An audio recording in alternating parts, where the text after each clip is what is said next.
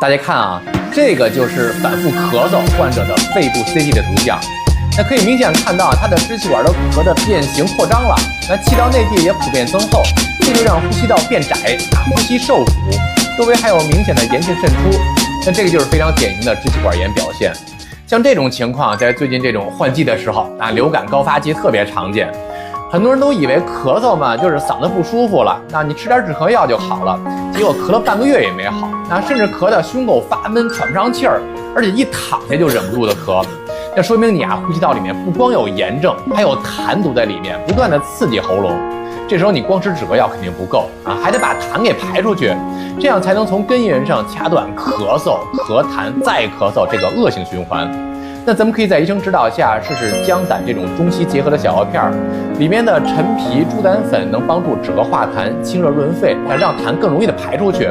安茶碱呢，对慢性支气管炎、支气管哮喘可以起到扩张支气管、促进呼吸、帮助平喘的作用。